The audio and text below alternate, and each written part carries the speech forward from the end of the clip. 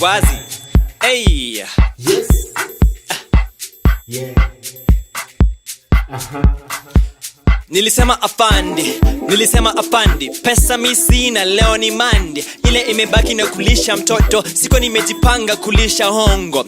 Itabidi umeniacha mkono, itabidi umewacha uongo, itabidi umewacha pingu za maisha nimeshazifunga na mangoma tumeshazitunga. Afandi, nilisema afandi, pesa mi sina, leo ni Tuesday. Ile imebaki na kupika soko, niuze za wiki nipate riziki. Itabidi umeniachilia bwana, leo utanielewa. Buda boss nimeshachelewa, buda boss nimeshanyeshewa, buda mimi siwezi oga tena. Afandi, nilisema afandi, pesa mimi sina, leo ni Wednesday.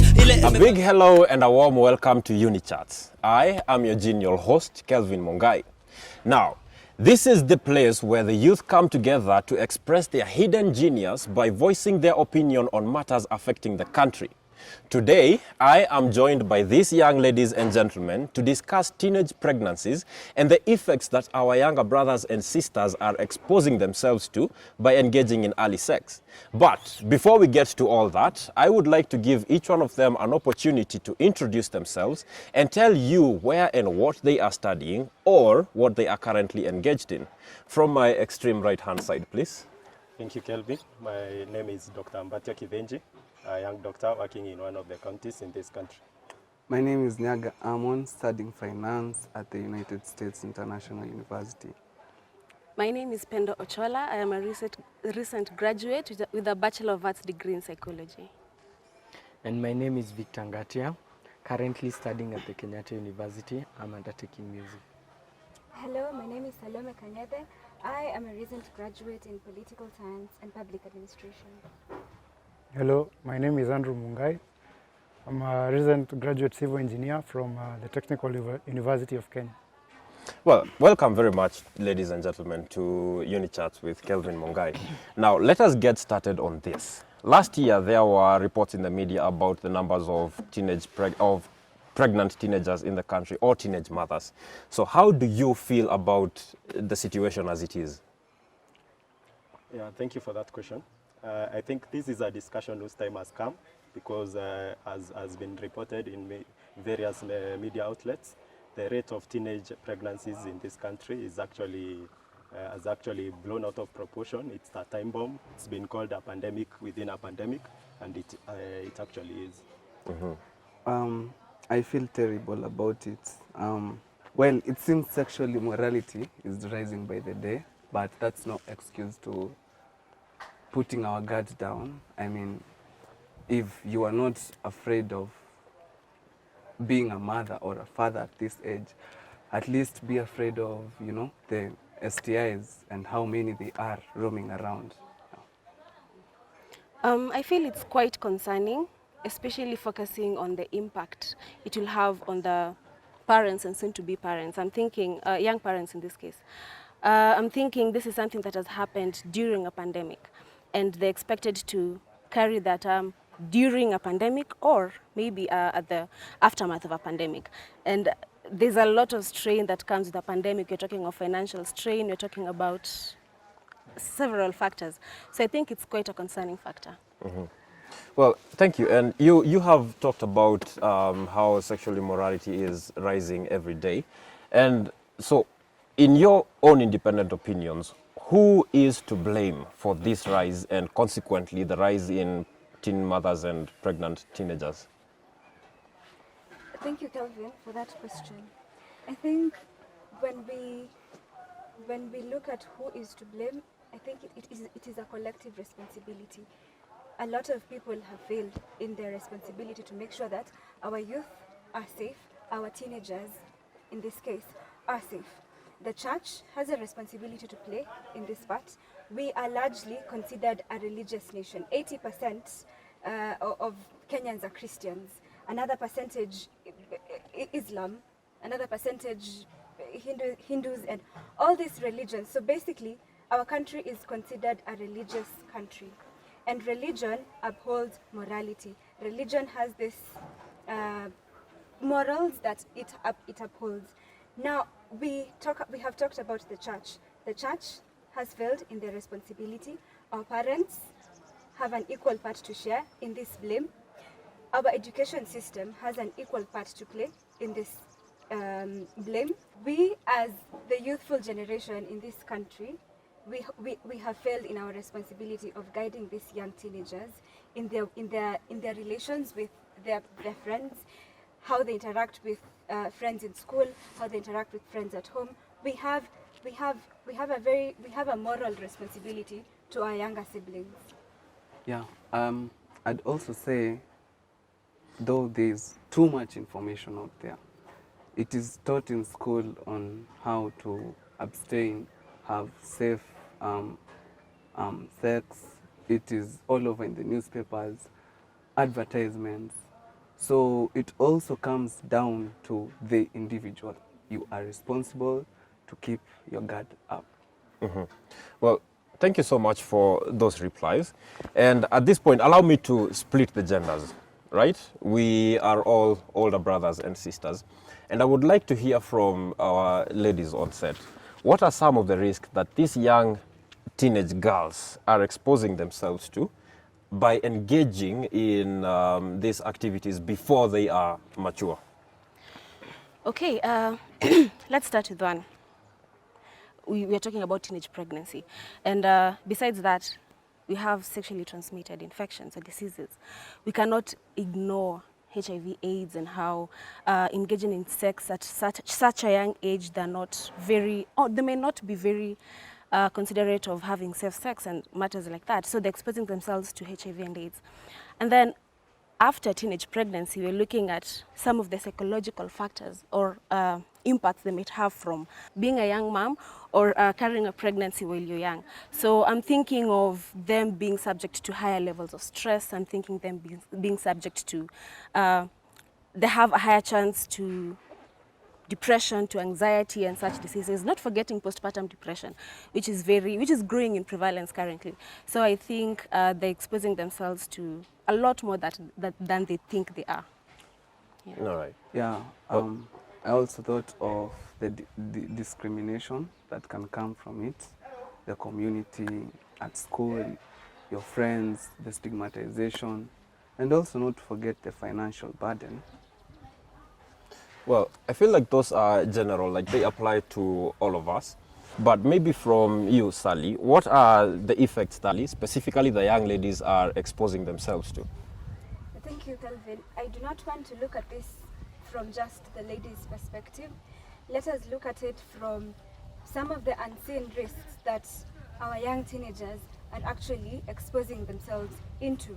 Number one, most of our teenagers out there are not aware that it is actually illegal for minors to be engaging in sexual relations. It is very illegal and they can be arrested and even convicted for it. I think what she's trying to say is the criminal implications that could have for some of our teenagers, because not knowing that it is criminal to engage in sexual relationships when you're still a minor could lead to you being charged in a court of law and being jailed for that.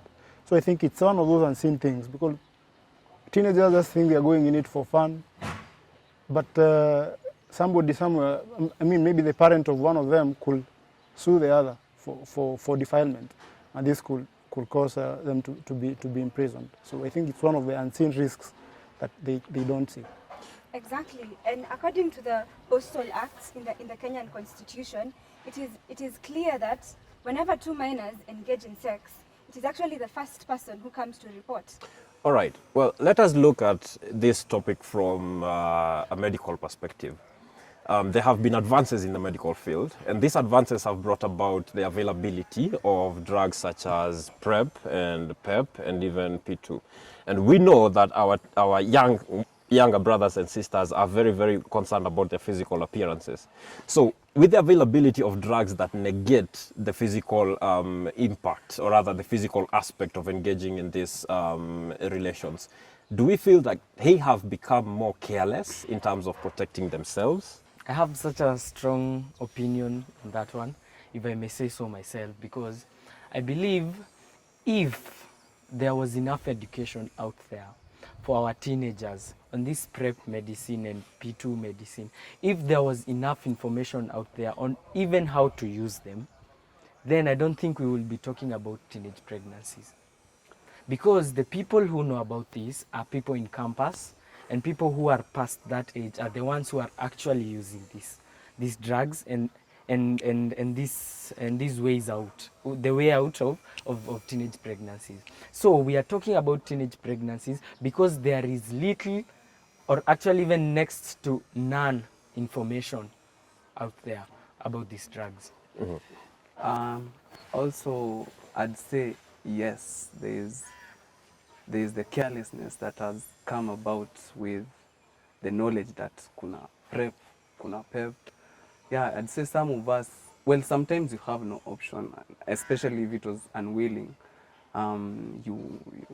You engaged in unwilling sex, so haukuwa na option ingine, you had to take the PrEP. But I believe some of us have let our guards down because at the back of our minds, we know kuna PrEP na kuna PEP. Yeah, so though I still feel we shouldn't take that risk. I mean, you know, the dangers of, or the risks that come about when humans make things, they don't entirely work. Yes, they may be good, but sasa iki backfire, what would you say?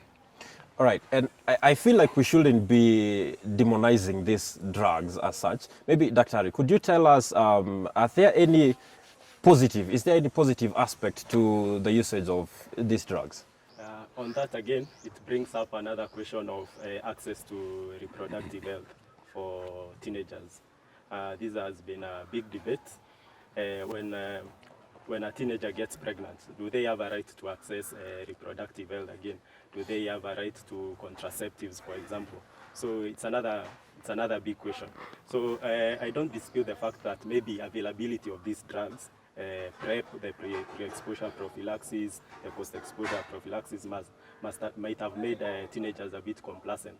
It has happened even with HIV among adults because they know these drugs are readily available, so you can take the risk when the next day go and pop some pills. Well, I also have, sorry Kelvin, I also have the opinion that these drugs should not be made readily available. They are very affordable, so any teenager can access them. With 200 shillings, you can access P2. And that's basically making them very accessible to teenagers. If you go to a pharmacy and ask for P2, the pharmacist will not ask you how old are you. They will simply hand you over the drug and you hand over your money. So maybe as a country, we need to make these drugs less accessible. Well, I feel like the debate about the availability of such drugs and what should be done to negate that can go on for a while. But I would want us to move on to this. We have all lived in society. Is it a correct assumption to make that it is easier in today's society, it is easier to find sex than it is to find love? Yes. Yes, I think, emphatic. yeah. Yes. You have a point? I think it is unanimous. the way Amon has said that it is, yes, obviously it is easy to find sex than it is to find love. You know, there's a famous British journalist. He was called G.K. Chesterton. He said that free love is a black and white contradiction because it is the nature of love to bind itself, and people don't want to be bound. And that is the problem. People really don't want to be bound. They just want no strings attached. Just sex, no strings attached. So it will always be easier when we are in such a culture or where we are going or even where we are at. It will always be easier to find sex than it is to find love. And that is dangerous. Yeah. Also, from the basic point of view, with about just a few hundred shillings down in that street called Koinange, you will find SEX. Well, how much do you need or what do you need to find real love? It's a lot, you know. So, and especially at this generation of ours, finding real love is hard. Thinking of the pretense that we have, especially online. And also there's this other big fact. People using the word love to find sex. Okay? It's so easy to find sex when you tell a girl you love her several times. Anaingia box and you can have it. And the vice versa. and the vice versa. Yeah. Well, the conversation has just begun and it has become heated. And we shall be back with so much more after this short break.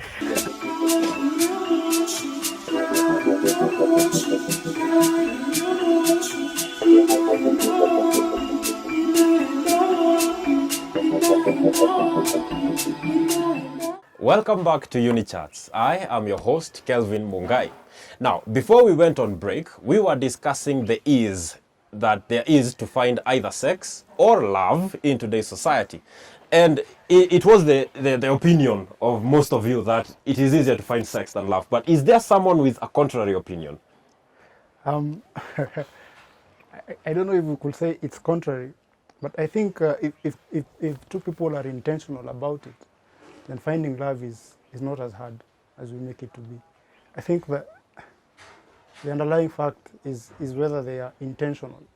Because the reason people go for sex is because that's what they're looking for, and that it becomes easy. But if people are looking to find real love, genuine love, and they're intentional about it, then I don't think it's going to be really as hard as we. I think the problem is what we are looking for. I think that is where the challenge is. Thank you. I think this is what I can say. We live in a society that's guided by instant gratification. Every business out there, every booming business out there runs on the principle of instant gratification. So sex is no different. Millennials have been accused. I think most of us in the panel here today are millennials or Generation Z. So we are studies have been done. Millennials have been pictured as a generation of instant gratification, job hopping. Where do we see it among millennials? Sex. Millennials are more I can say they fear commitment. Commitment is a big issue for millennials. So now that society has changed, initially sex was considered to be a confine, very sacred, confined to the marriage institutions. Millennials are defying that. Millennials defy everything. So millennials are having sex to defy this notion that sex should be had in the confines of a marriage institution. Number two, the very principle of instant gratification, where we see sex, it is no debate here. Sex will bring instant validation. Sex will bring instant approval, a sense of approval. Sex will bring a feeling of love. I want to agree with everyone that indeed it's easier to find sex than it is to find love. And that is because nowadays we don't see sex, we don't view sex in the context of love, which should be the case, and in the context of marriage, as she said. But we see them as two distinct aspects. And also, sex has been commercialized. If you look, and I want also to bring up the aspect of media and social media, internet, in the role it has played in making sex so available. With a click of your phone, you can access sex. About the effects of sex being readily available, besides the sexually transmitted infections, HIV, there's also the psychological aspect, the long-term psychological aspects on people, especially teenagers, when they engage in sex recklessly. I would like to give you, as the only one amongst us who has actually studied psychology, to expound on his point on the psychological effects and impacts that early sex has on us. Okay, in my opinion, I think there's some few factors that are just at the top of my head. I'm thinking of self-esteem factors that can be put in question because one, what you get from that interaction. Okay, it might boost your self-esteem or so. That is in, mostly it's experienced, it's witnessed in men. For some reason, the esteem is boosted by engaging in sexual activities with multiple partners. But then I'm thinking of the rejection that comes after that. To some people, it may feel devalidating. So I think there's self-esteem factors, there's being sexually active with someone who is maybe not emotionally connected or you're not in the same page. It will have different impacts based on the context of how the sexual act was. I mean, people do weird things today. There are people who love doing it in the audience of other people. We're getting into the realm of paraphilia. Yeah, we're getting into the realm of paraphilia and different things.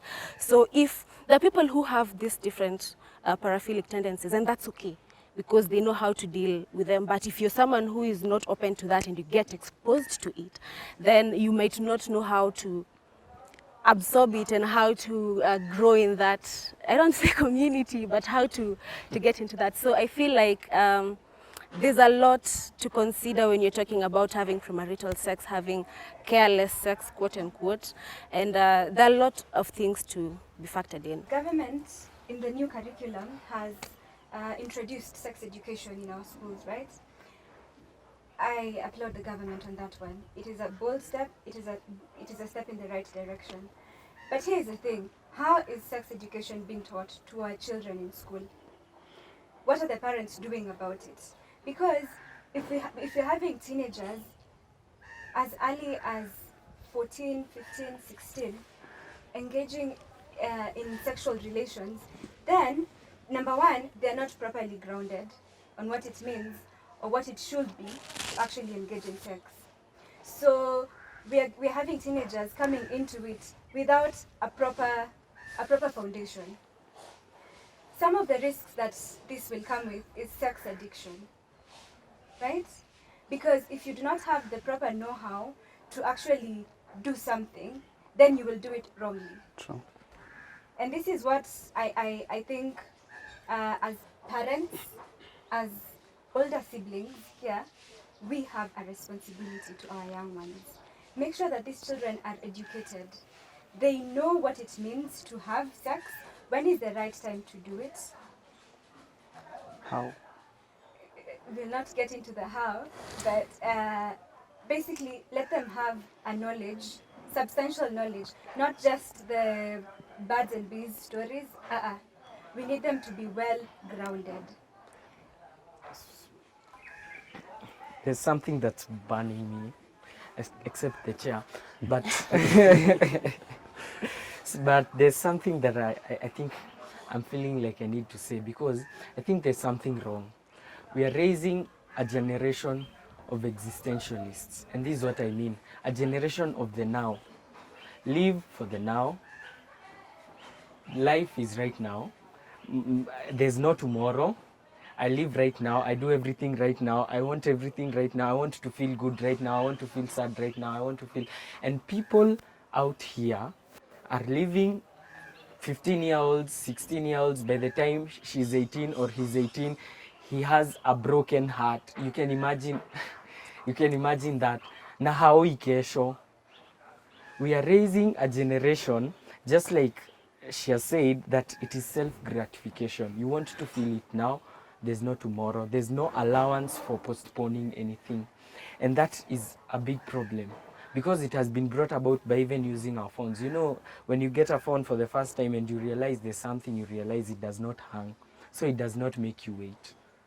There has been this rampant sponsor culture that has taken root amongst the youth in Kenya, and more so even the teenagers. So what are some of the excuses that are given by our brothers and sisters, either older or younger, in engaging in this kind of activities? I think Oh, sorry. Okay, go thanks. on. I think I can start on that by, I want to take you back a bit to the question you had about love and sex, which is easier to get. And I'm of the opinion that it is easier to get sex than love. Why? Sex is an act. Sex ni he. You see it, and this is how you know, that's sex. But what is love? when you ask different people, people have different perspectives of love. This is what love is to me. This is what love is. Love is work. Love is doing what. Love is okay. Sex is also doing what. But love is there's a lot of work that comes into love. That's why I feel like it's more of a concept than something that you see. It's easier to relate to something that you can see than something that you have to think through about. Now, when you come to the issue of promiscuity, some of the things that I hear people talking of out here, I feel like it's very attached to our lack to be able to commit to other people. Instant gratification, and we feel like that's too much work to commit to someone else. People feel like it's okay to engage with other people without attachments. So it's just easier to be with this person just for sex. And that's all. It's easier to be with this person just for sex, and you can allocate it to that this person pays me rent, this person is to give me pocket money. So people give the reason that he gives me money, so I give him this. Others have sex just for fun. Others do it for the fear of, heartbreaking or disappointing the other partner. Others just can't live without it. But I know what leads the table is surely money. Mm-hmm. Yeah, and I want to agree with him, especially for the sponsor culture. What has aggravated the sponsor culture is the commodification of sex. It's about sex. Sex is now a bargaining chip. It's been made into a bargaining chip. For the sponsor, they can offer the money. They know they can offer the money. They can offer the good life.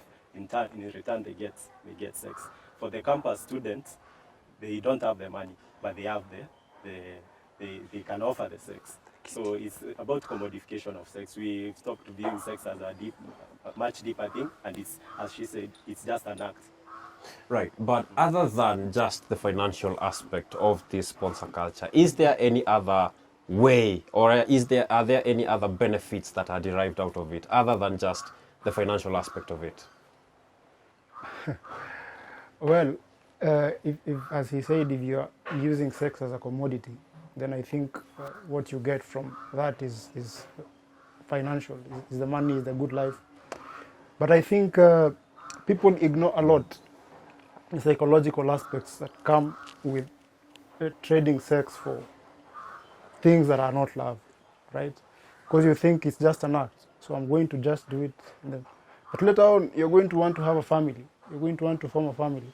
And some of these things are still in your head. Sometimes you have some weird sexual addictions. You're not really a stable person because of those things that you did when you were younger in the name of the good life. So it's not just a commodity as people say it. It's not just an act. It's deeper. There's a lot that goes on when people have. I think it's also chemical. I think there are some hormones that are released during sex. Feel good hormones. Feel good hormones, right? And endorphins, and vasopressin, and some of those things really attach you to someone. So in the long run, it's not really a commodity. You might think you're just doing it, but it's not. It's something deeper. What do you people feel is the direct or indirect impact that such substances such as alcohol and other inducing drugs have on the sexual promiscuity in the country? Well, the basic definition of drugs is mind-altering substance, right?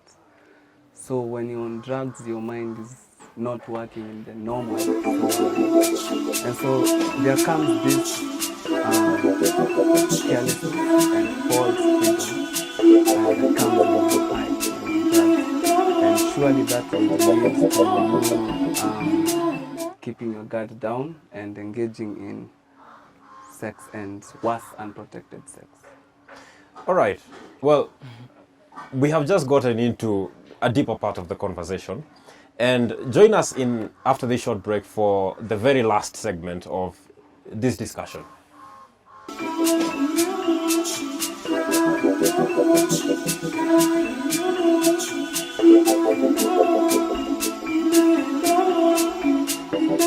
Welcome back to UNICHATS with KELVIN MUNGAI.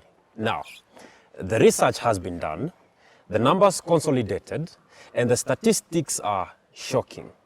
According to the Kenya Health Information Management System, 115,433 adolescent girls were reported pregnant between the months of January and June of the year 2020.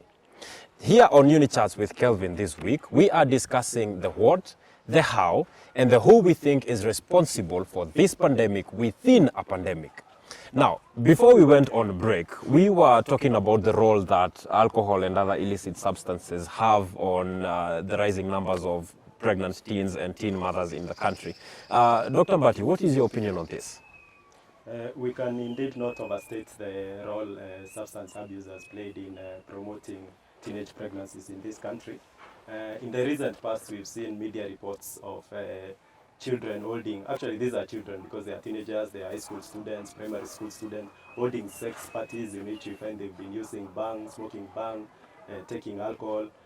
What substance abuse does, what all these drugs of abuse do is that they affect the judgment of this kid. Already this is a kid whose brain is not mature enough to make a decision as regards sex, consent, and safe sex. So and now you add again substance abuse and alcohol, smoking, bang.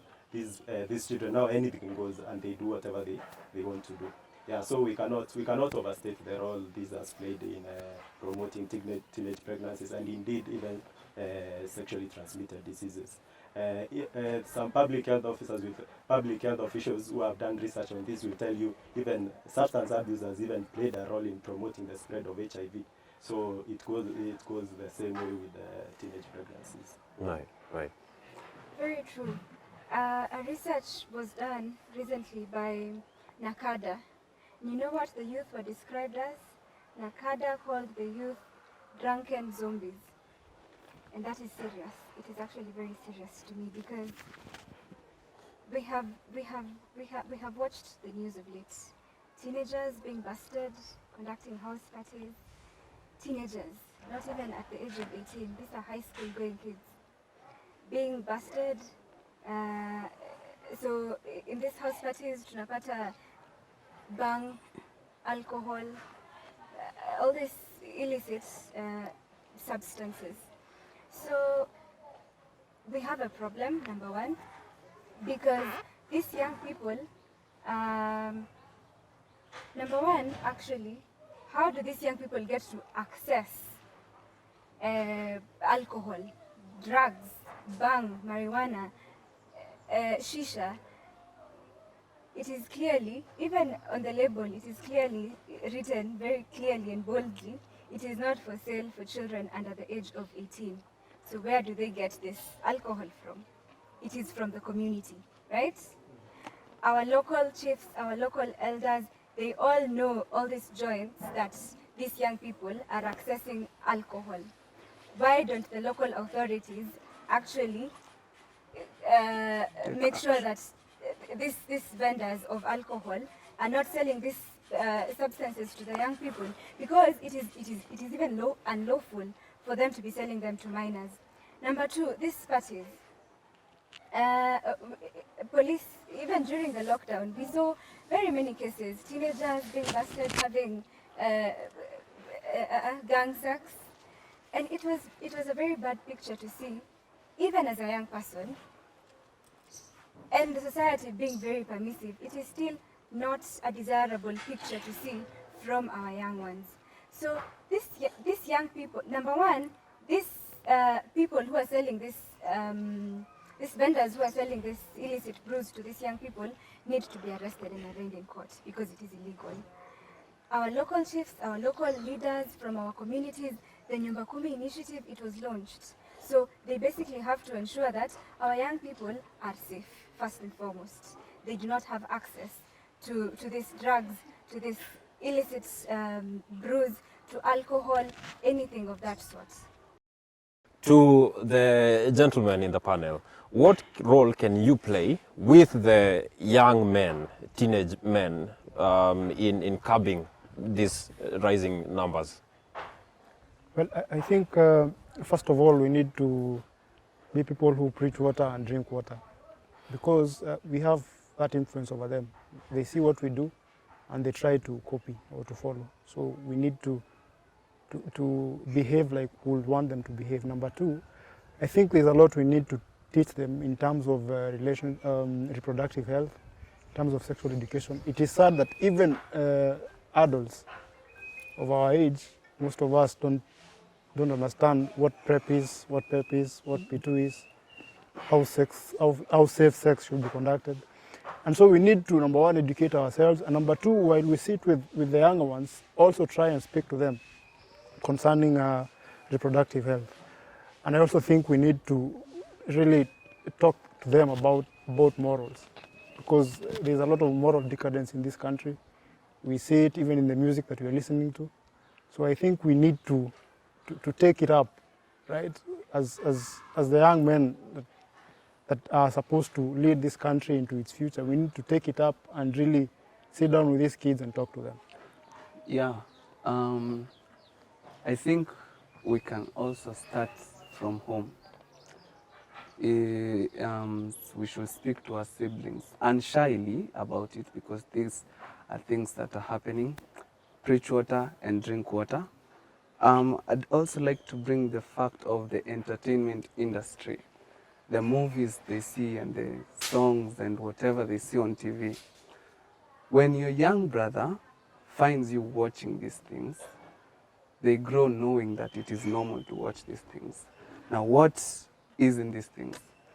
In movies, it's normal to have sex and unprotected sex.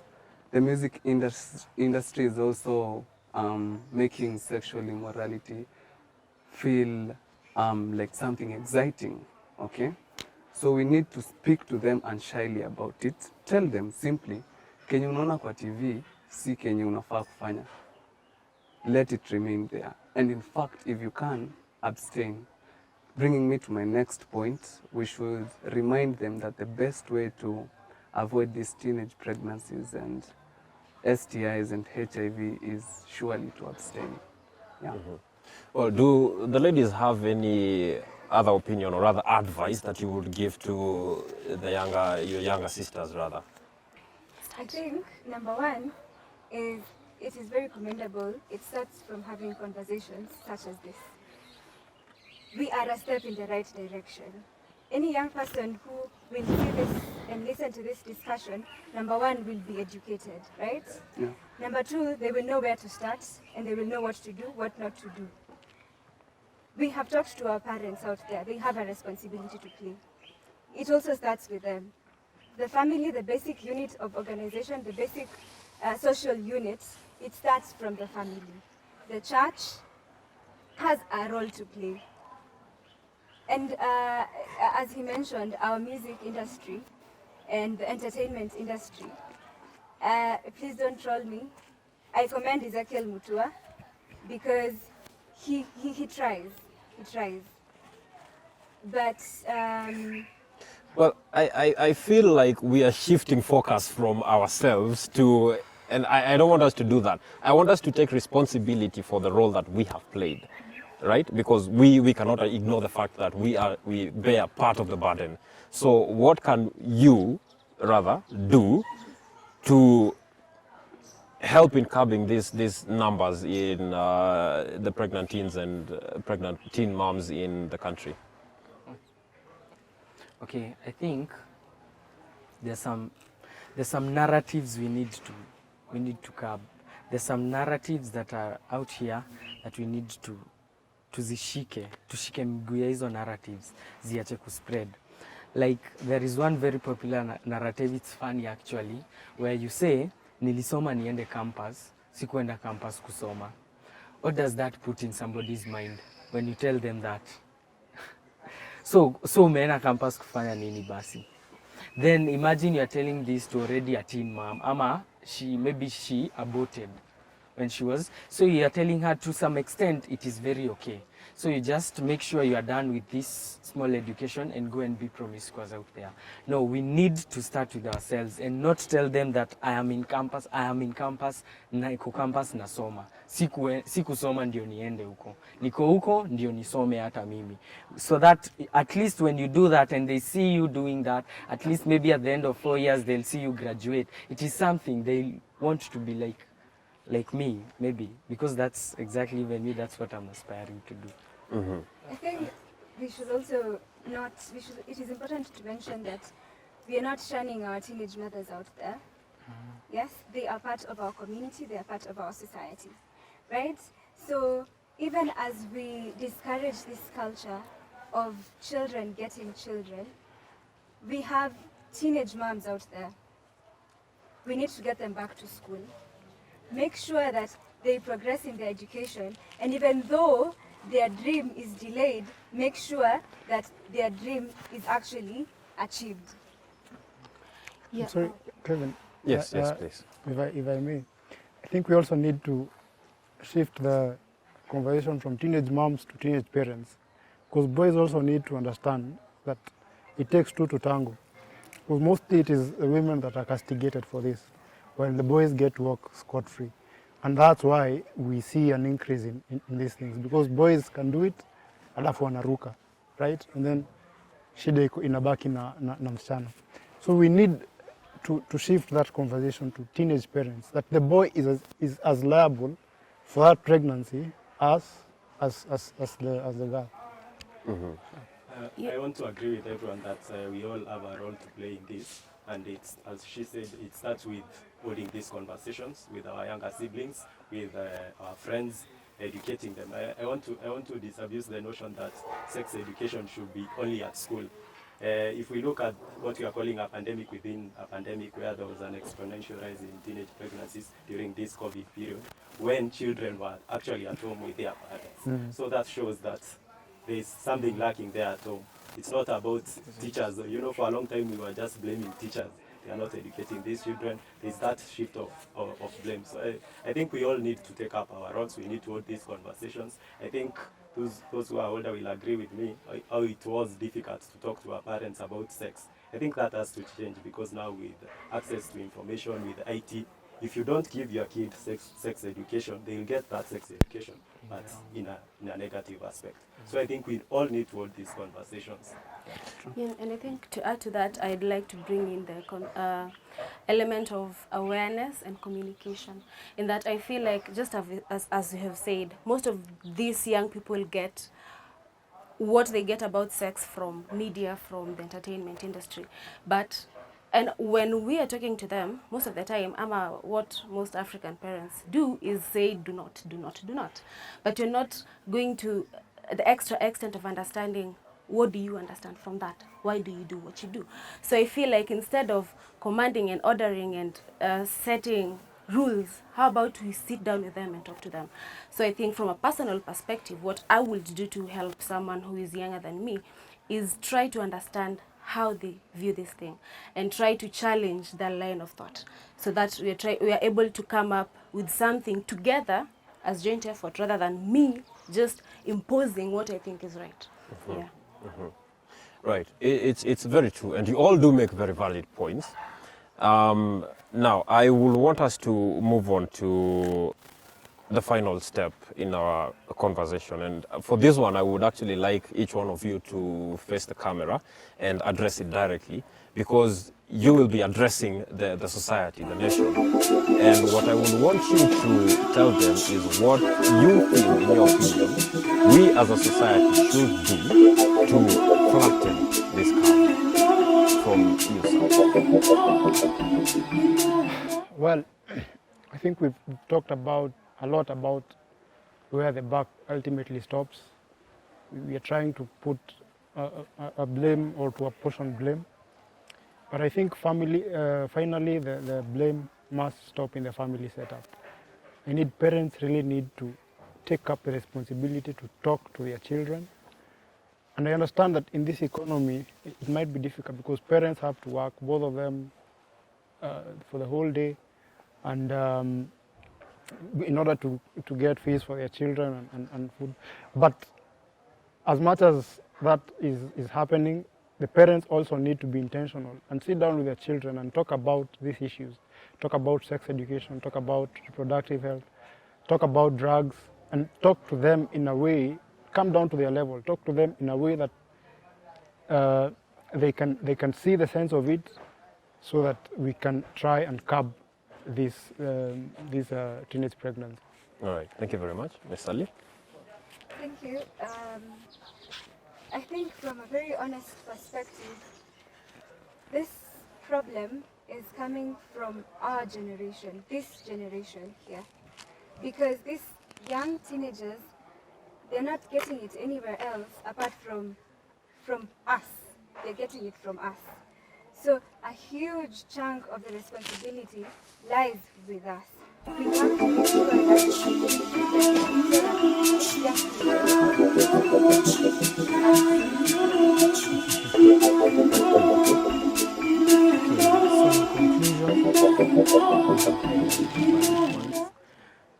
We have had a lot of thoughts, but I think everyone is to blame, even myself.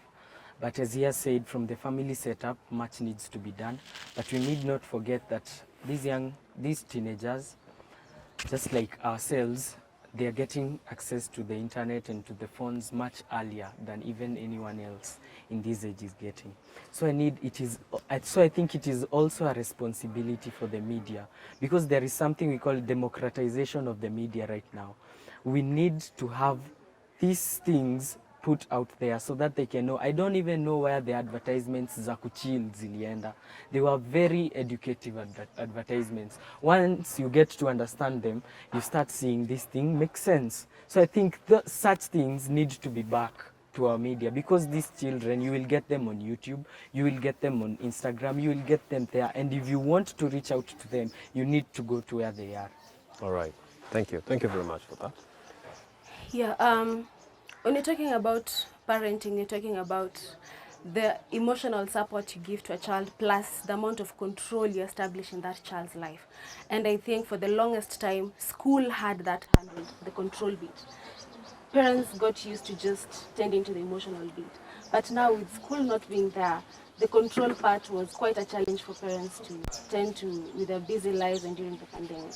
I feel like it's high time for parents to know that it is important to create a balance between the amount of emotional support you give to your child and the amount of control you establish in a child's life. And it's actually very achievable to do the both of them at the same time. So I feel like it's time for parents to be very intentional about parenting, listen to their children's needs, but at the same time, establish control in that child's life. Thank you. Yeah, so speaking of blame, I am to blame. You are to blame. Our parents are to blame, the church, the government, let's say just about everyone is to blame. And so let's try to flatten the blame curve. Let's you do what you're supposed to do. Let me do what I'm supposed to do. Yes, the advice is there. Try to abstain as much as possible if you can. And if you can, please use the safe methods. Let's flatten the HIV curve and all the other STIs curve. And just as a side point, let's be careful about the entertainment industry. What we see there is not always, and it's not really appealing. So let's be careful. Let it remain there. Let's not copy them. All right, thank you very much. Yeah. As a society, we agree that we are all to blame for the rate of teenage pregnancies, especially in this country. And we agree we have a role to play, each one of us, whether parents, whether us as a youth, the government, the authorities, the teachers. Let's stop this behavior of shifting blame to one group of people. We all have a role to play to educate these teenagers. As I said before, let's bring sex education home. Let's talk to them at their level, as someone else has said, and educate them. And you know, these are children with a great future ahead of them. Let's not agree that their future should be destroyed in this manner. All right. Thank you very much, ladies and gentlemen. In matters teenage pregnancies, one of the ways that we can use to flatten the curve is by shedding our prudism. Let us have open and honest conversations with our adolescents about the changes that they are experiencing, safe and unsafe relationships, and the possible consequences of each. I welcome every single Kenyan to voice their opinions on today's topic in any one of our social media pages highlighted below. And that is all that we had time for today. I have been your host, KELVIN MUNGAI, and I will see you next week at the same place and the same time. For now though, it is goodbye. Nilisema afandi, pesa mi sina leo ni mandi. Ile imebaki na kulisha mtoto, siko nimejipanga kulisha hongo. Itabidi umeniacha mkono, itabidi umewacha uongo, itabidi umewacha pingu za maisha nimeshazifunga na mangoma tumeshazitunga afandi. Nilisema afandi, pesa mi sina leo ni Tuesday. Ile imebaki na kupika soko, ni uze za wiki nipate riziki. Itabidi umeniachilia bwana leo utanielewa. Buda boss nimeshachelewa, Buda boss nimeshanyeshewa, Buda misi wezi oga tena afandi. Nilisema afandi, pesa mi sina leo ni Wednesday. Ile imebaki na kupanda gari, nifike mashambani ndio nione mama.